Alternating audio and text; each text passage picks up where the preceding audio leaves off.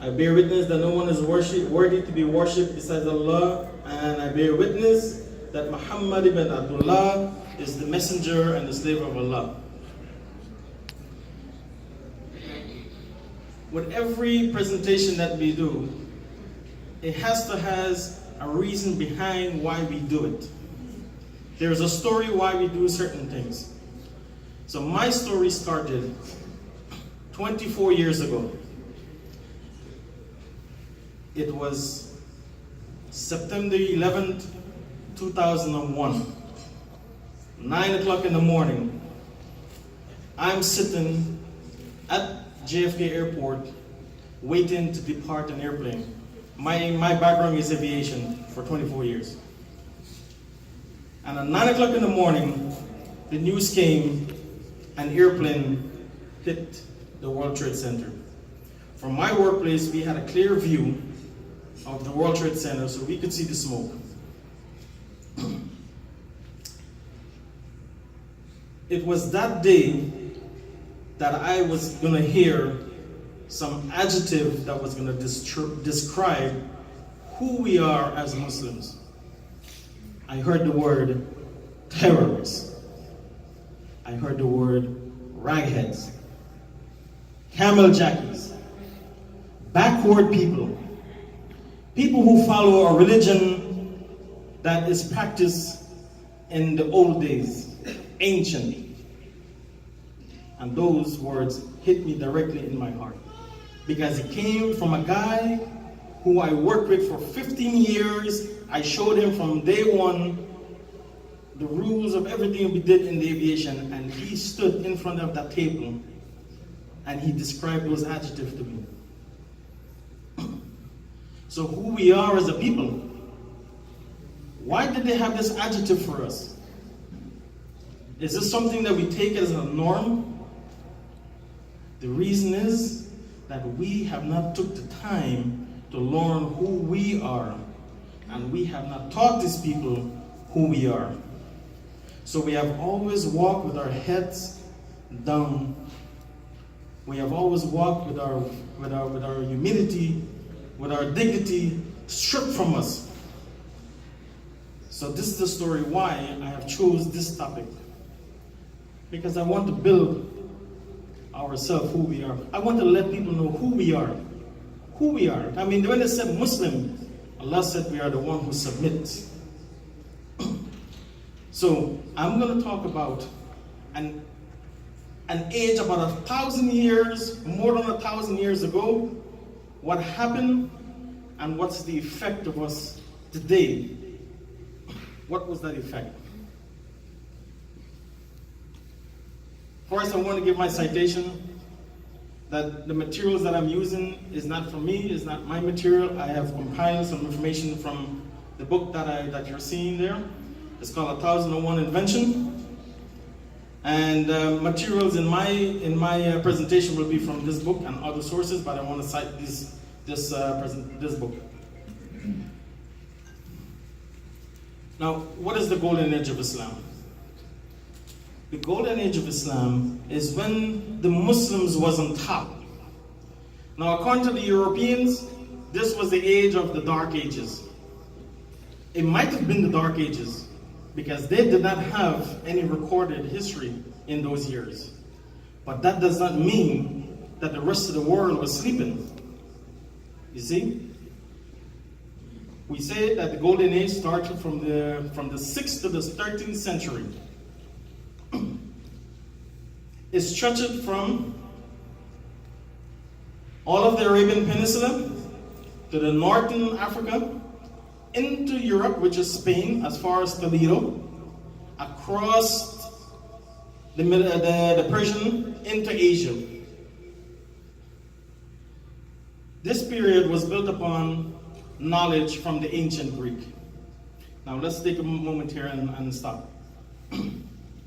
The Europeans have their recorded history starting with the Greeks, and it stopped, and then a record history started back in the Renaissance. So 1,000 years, there was no recorded history. Okay?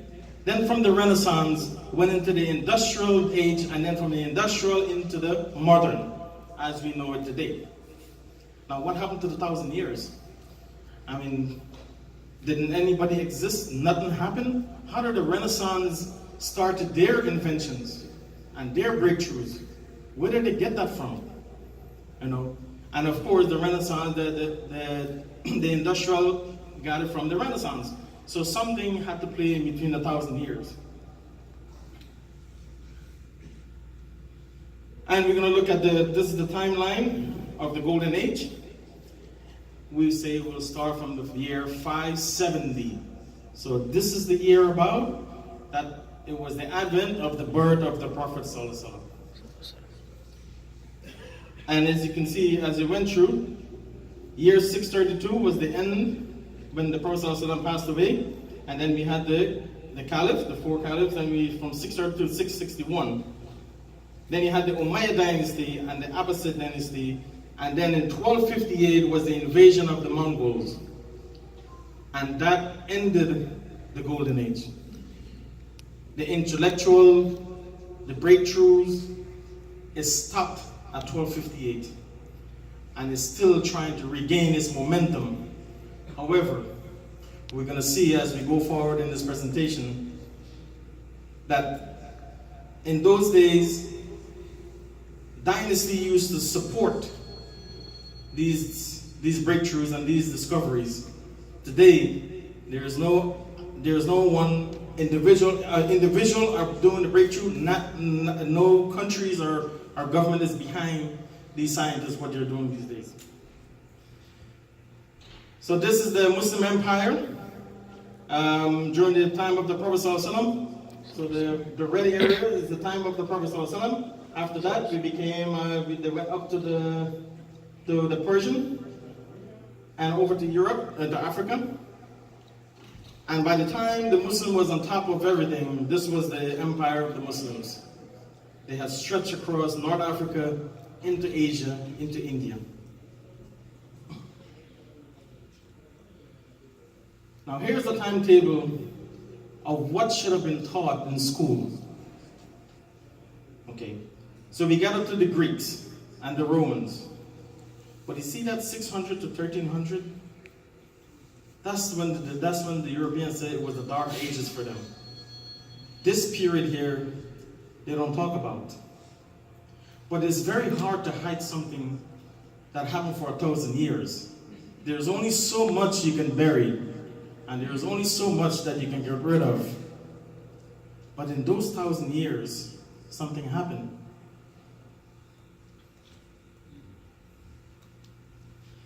The Abbasid Caliphate started from year 750 to 1258 AD. It is the longest, most influential Islamic dynasty. The Islamic dynasty was the largest. The fifth caliphate of the Abbasid dynasty was Harun al-Rashid from year 786 to 809 and is remembered as one of the history's greatest patrons to art and science. Baghdad became the world's most important center for science, philosophy, medicine, and education. Now, you gotta remember, in those days, Baghdad was the center of the Islamic Empire. So you had scholars from the east, scholars from the west. They used to conjoin into one area, and seeing that Baghdad was the center of all of it. A lot of these inventions, a lot of breakthroughs took place in that area. The successor of Harun al-Rashid was his son al-Mamun in 813-833. He supports artists, scientists, and scholars from different religions. Al-Mamun found Bait al-Hikmah. Now let's take a moment and discuss what is Bait al-Hikmah, the house of wisdom. Okay, this was destroyed, by the way. But the house of wisdom is where scholars, Jewish scholars, Muslim scholars, Hindu scholars, Chinese. This was the platform that give give the opportunity for different knowledge to interact with each other and to share the knowledge. Okay? In this period of time was a time where they called the translation period. So what the dynasty would do, he would pay a hefty amount of gold coins to translate the biggest book he can find from the ancient. So a lot of books from the Greeks was translated into one language where everyone was understood, was all translated into Arabic. So they will find the biggest book, they will bring it back, they will translate it into Arabic, and they will extract the knowledge from those books. And from there, they would expand upon those knowledge, and they will enhance those knowledge. Okay? And they will rewrite those books with the enhancement. So that was a very important house of knowledge. It's something like here. Pompano Masjid is a platform, and it's a platform for knowledge. Okay? It has an Islamic knowledge, and it also will give you a secular knowledge. And this is the basics of what the masjid should be.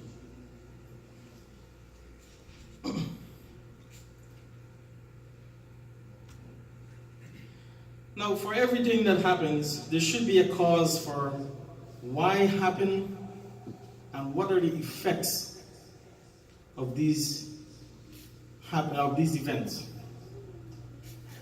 And we're going to look into some of them. And the number one thing that caused this era to happen was in the year 610, when the first word was given and the first word was uttered, Ikra. This word right here, give the platform for knowledge. Because at this moment, the Prophet ﷺ sitting there in that cave, an angel Jibreel ﷺ shook him and said, Ikra. The Prophet ﷺ, he got afraid. What is this new thing to me? He ran away. Okay? But at that moment, the Prophet ﷺ, he himself became a student. He himself had to seek knowledge. And in that surah, Allah subhanahu wa ta'ala said, and I'll read in English, read in the name of your Lord who created. He created man from a clot. Read, and your Lord is the most honorable, who taught by the pen and taught man what he knew not. Now see, there's a process of learning. This is the process of learning. This is how the process of learning come about.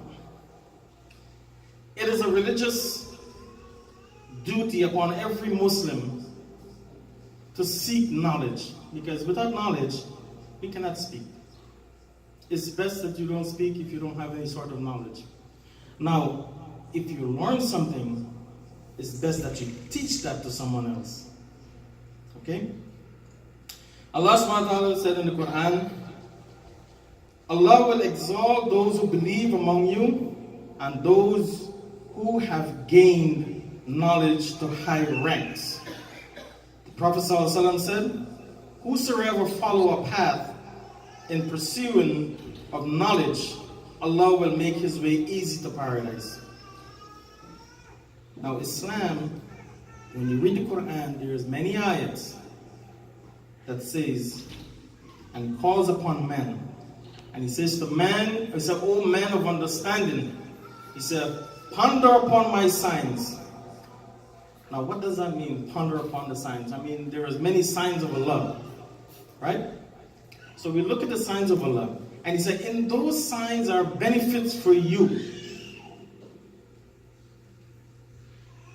Now, when we look at the signs of Allah, astronomy, for example, the stars. What does a star do for us? I mean, it's there to decorate. But what does it do for us? How does it help us? Right?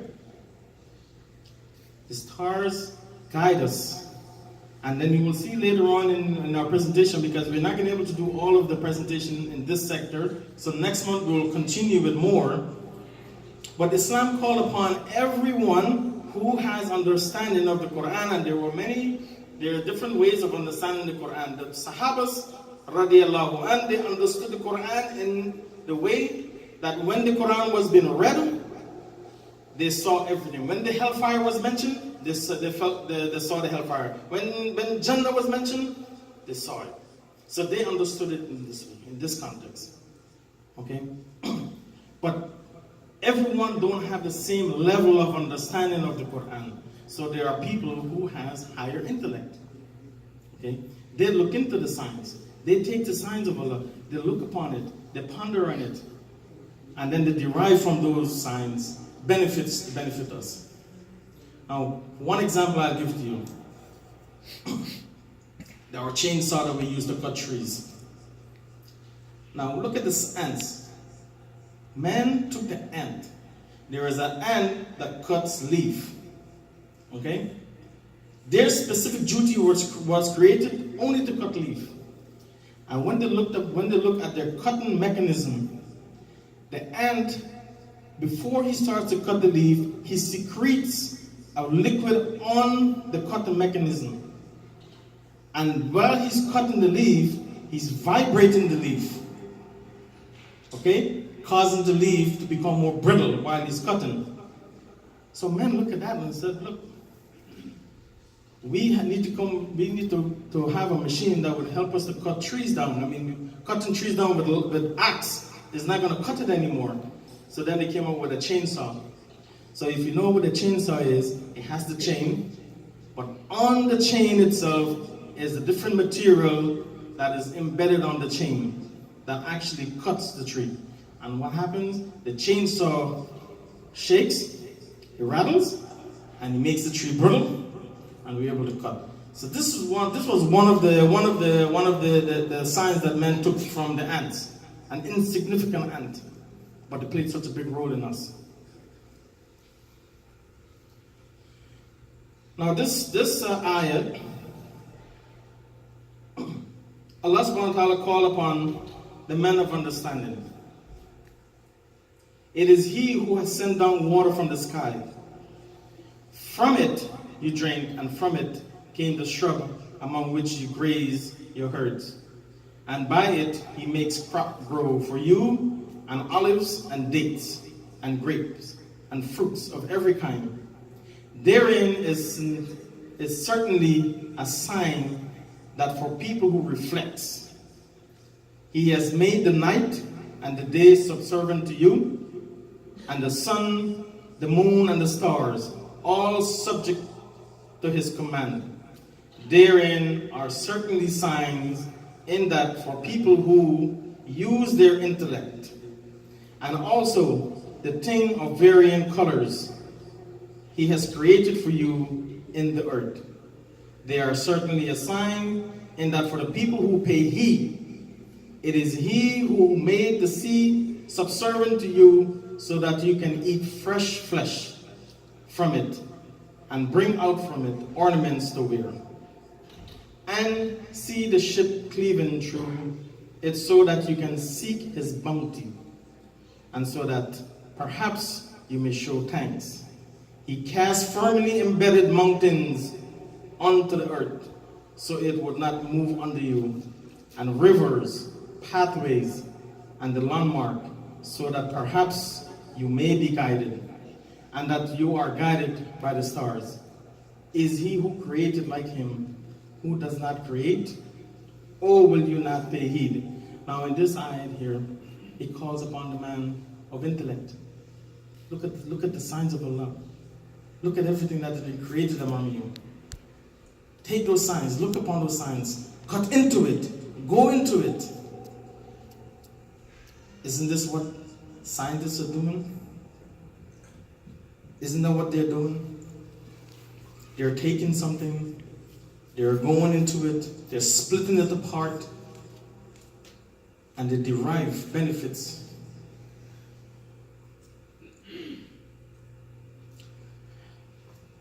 Everyone, I don't know if everyone will know Isaac Newton. it was the year 1675, he made a profound statement. He said, "If I have ever seen further, it is by standing on the shoulder of giants." Now, who are these giants? This is the year 1675. We are talking about the Islamic Golden Age, which starts from the year 570 all the way to 1250.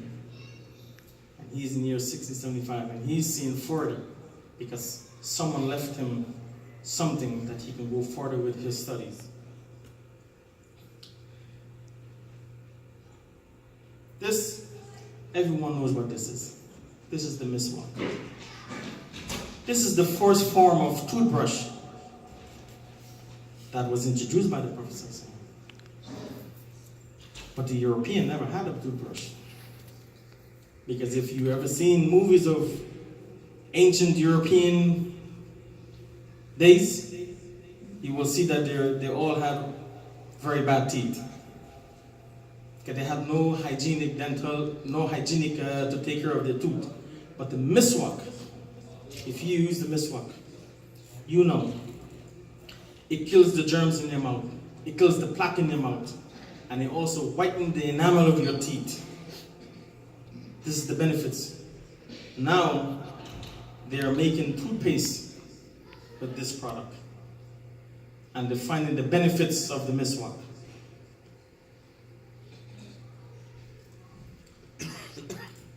We wake up in the morning every day. And the first thing we do, we grab a cup of coffee. We pick up our phones. Who wear glasses, we put our glasses on. We read the news. We see pictures. But no one have taught us how these things came about. It didn't just derive just like that. Look at the cup of coffee. There was a man by the name of Khalid in Ethiopia. He was grazing his herds. And he saw that while the goats were eating certain berries, they became more livelier. So he took those berries, and being that he was out there for a very long period of time, he boiled it and he drank it.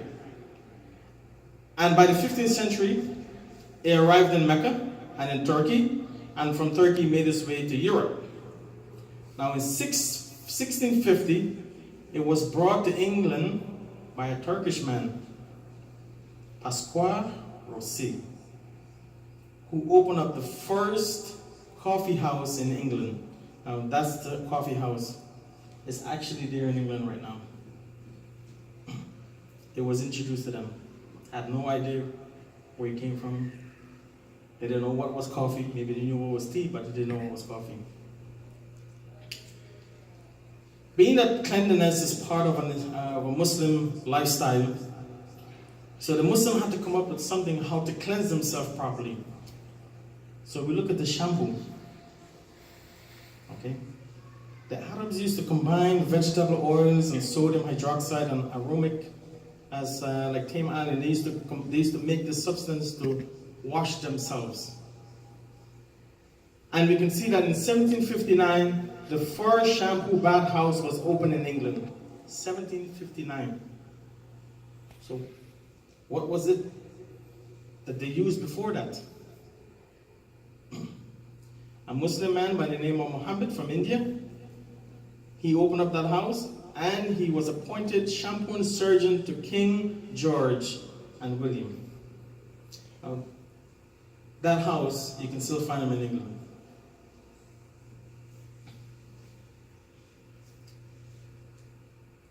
Windmill. Everyone knows that the Europeans have the best windmill, and they were the one who made that windmill and they invented it. But 634, it was used to grind corn and used as irrigation. The windmill back in those days had 6 sails, and it was 500 years before windmill was seen in Europe. So they were already using windmill in the Muslim world before he got to Europe. Our fountain pen. See? Fountain pen was invented for the Sultan of Egypt in 953, 9th century. It held ink in the reservoir, and as a modern pen, fed ink to the nib, and by combination of gravity and capillary reaction, this was the fountain pen that was invented then. So, moving on to checks. We all write checks. So where did this check came from? The modern check comes from the Arabic South. So whoever is from the Middle East probably would know this term. Okay? It was a written vow to pay for goods when it were delivered and to avoid carrying a lot of money. Now we know back in those days money was not paper money. Money was commodity. Okay? It was whatever commodity that they had to trade commodities for different products. So to avoid having to transport across a lot of money, across terrain that they can get robbed or they can get stolen, in the 9th century, a Muslim businessman could cash a check in China drawn on his bank in Baghdad. So they already had a banking system in place in those days. It is not what we're told that is just a couple of years ago that these things came in effect. Our 3-course meal is not from the Europeans. Ali ibn Nafi came from Iraq to Cordoba in the 9th century. He brought with him the concept of the 3-course meal, which was soup, followed by fish or meat, and then fruits and nuts.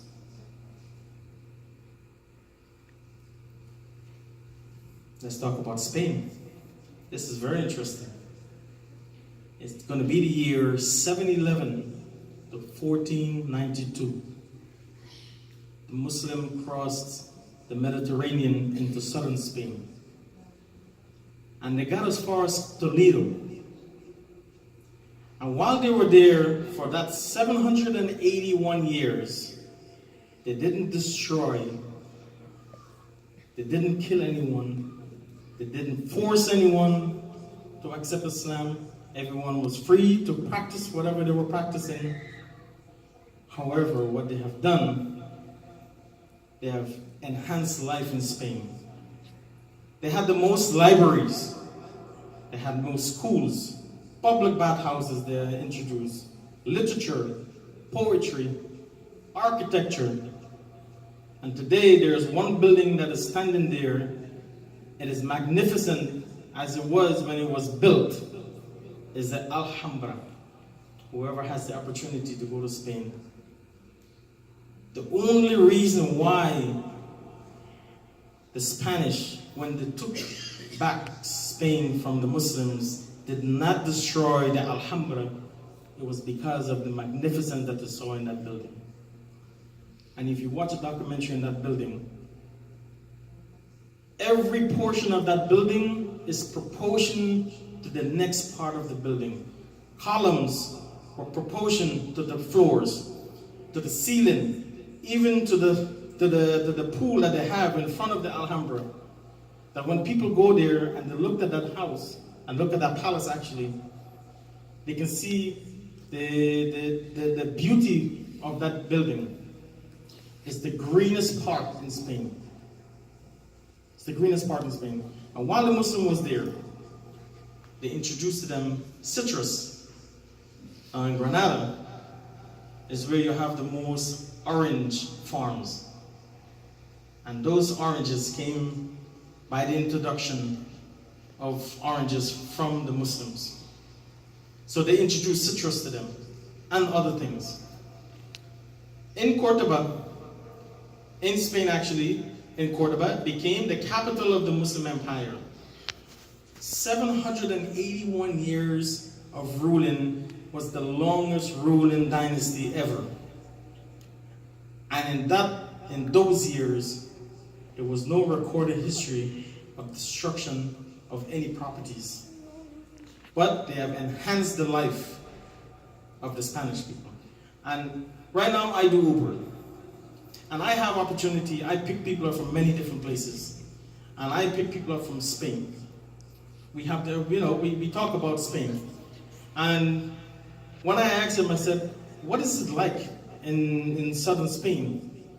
He said, if you have the opportunity to go and see what that places look like, it's the most beautifulest place you can find because it's so green. In the Alhambra, they had an internal irrigation system. That water was flowing from a well into the gardens, and that was on-flowing all the time. It was the greenest part that they could find in Spain. And that was the only reason why, when Isabella and Ferdinand took back the land they ran the Muslims out of there, they didn't destroy this place. Now I want to talk about this sister here, and it's very important. Fatima al-Fahri. Who was she? Fatima al-Fahri was born in Tunisia, and she migrated to Fez, Morocco, with her parents. While she was there, she got married. Now her father was a very big businessman, and he had a lot of money. Unfortunately, death came, which we all should have to face one day, inshallah. Her father passed away and left her a huge amount of wealth. Now there was 2 sisters. And her husband died and left her a lot of money also. Now Fatima had all this money in her hands, and she decided that she wants to build a mosque. However, she said the mosque is not only for Islamic education, it should also be for secular education. Okay? And so in the year 859, she started to build. Now the story says that when the mosque started to build, she fasted every day. Okay? Now that mosque is still there. In Fez, Morocco, Al-Qarawin. Is anyone here from Morocco? Okay, so that mosque is still there. Now the story went that when this mosque was finished and the school was open, it was the first university ever recorded to give a degree at the end of your studies. First degree issue university, not Oxford. And for you to get in, the prerequisite to get into this university, they said, you had to be good in mathematics, astronomy, you had to memorize a few juz's of the Quran, you had to know fiqh, and there was a prerequisite to get in there. Not everybody got in. And the degree that you receive from that study after those years of study, it would have been as if you received your PhD today. That was the level of that was the level of the studies that was done in that university, and it's still sitting there from 859. So I'm going to hold off on here now, inshallah. I don't want to take up much time because next month we're going to go into breakthroughs, inventions that happen in those 1,000 years that affects our life up to today. And inshallah, I want to leave the floor open if anyone has any question. Now, let me have a disclaimer here. I am not a professor of this subject. I took it upon myself, and with the help of Allah, He has allowed me to go into this and look into this period, and to be able to compile some information. This information is out there. It's no longer hidden. They cannot hide it anymore. It's available to all of us. Okay? But I want us, as Muslims, we don't have to be afraid. We don't have to be ashamed of who we are. You know, it hurts me sometimes, when I go to some place and I know the brother is Muslim and he says to me, good morning. Or he walks by and I say, Assalamu alaikum, and he walks by. Knowledge is not supposed to make you arrogant. Knowledge should make you humble and humiliate yourself. Okay? This is what knowledge does to us. So inshallah, I want to thank you very much. I want to thank the board for allowing me to give me the platform to be able to speak to you about this period. And I think it's a very important period. And there is an exhibition that is out there that is based in England, and that book that I show you, The 1001 Invention, it's open to anyone who would like to, say, sponsor this, but this exhibition has to be done in a museum setting. Okay? It's very large displays, but it's interaction for children and for adults. But it's merely for education to teach who we are, who are the Muslims, you know? I mean, the Muslims in those times, they give the platform. They made it available so that knowledge can come in from different parts and extract from those knowledge to benefit mankind. And alhamdulillah, inshallah, I pray that Allah bless us and give us the hidayah to be strong in our faith and not to be afraid. Not to be afraid of who we are. We should walk with our heads, you know, held high, and not to be ashamed of who we are. Assalamu alaikum wa rahmatullah.